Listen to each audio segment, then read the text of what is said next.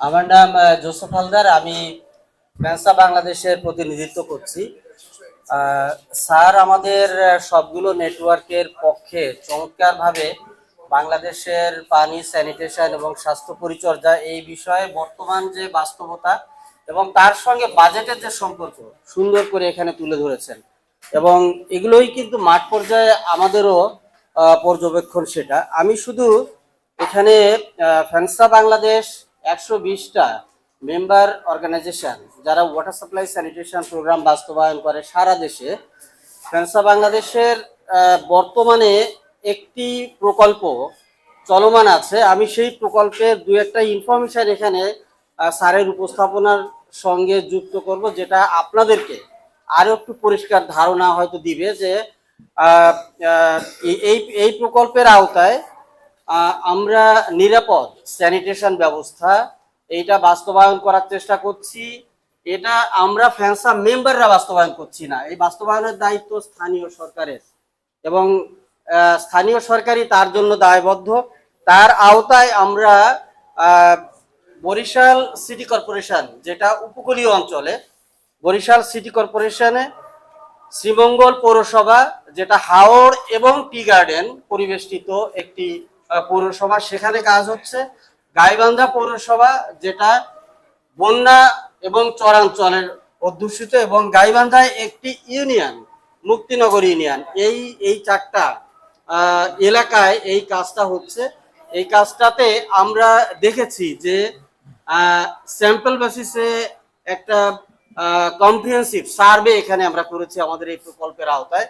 সেখানে আপনারা এই তথ্যগুলো হয়তো আপনারা গুরুত্বের সঙ্গে নিবেন যে বরিশাল সিটি কর্পোরেশনে নিরাপদ স্যানিটেশন ব্যবস্থা এটার হার কত?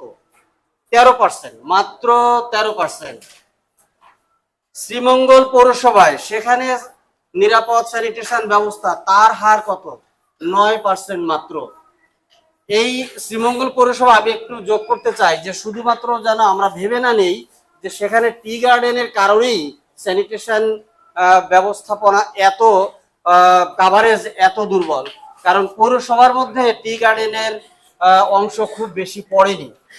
গাইবান্ধা পৌরসভায় সেখানে নিরাপদ স্যানিটেশন ব্যবস্থা মাত্র 10%। এবার আমি মুক্তিনগর ইউনিয়ন, এই ইউনিয়নটাও কিন্তু গাইবান্ধার জেলার একটা ইউনিয়ন। এই ইউনিয়নে নিরাপদ স্যানিটেশন ব্যবস্থা এটা একটু আপনাদের অবাক করে দিয়ে বলি যে সেখানে কাভারেজ হচ্ছে 39%। তাহলে কেমন করে হলো যে আগের তিনটা এটা আরবান এরিয়াতে, মুক্তিনগর ইউনিয়ন এটা রুরাল একটা ইউনিয়ন, সেখানে 39% হয় কি করে? এটি হচ্ছে পিট ল্যাট্রিন গুলো যেগুলো কোনো না কোনো ভাবে আবদ্ধ আছে, সেইভাবেই কিন্তু এই প্যারামিটারটা ধরা হয়েছে। তো এইখানে আমরা যেটা দেখছি যে মূলত স্থানীয় সরকার পরিষদগুলো, তারা স্যার বলেছেন যে সক্ষমতার অভাব থাকতে পারে। আমরা দেখেছি সক্ষমতার সঙ্গে সঙ্গে সদিচ্ছারও বড় অভাব সেখানে আছে।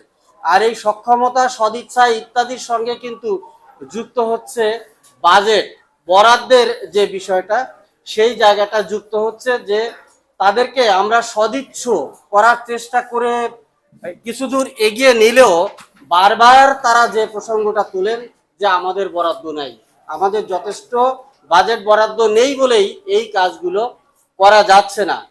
তো সুতরাং এখানে আমাদের মনে হয়েছে যে পানি, স্যানিটেশন এবং স্বাস্থ্য পরিচর্যা এটা প্রত্যেকের প্রতিদিনের প্রতি মুহূর্তের প্রয়োজন, কিন্তু জাতীয়ভাবে এটা কি একটা প্রায়োরিটি ইস্যু?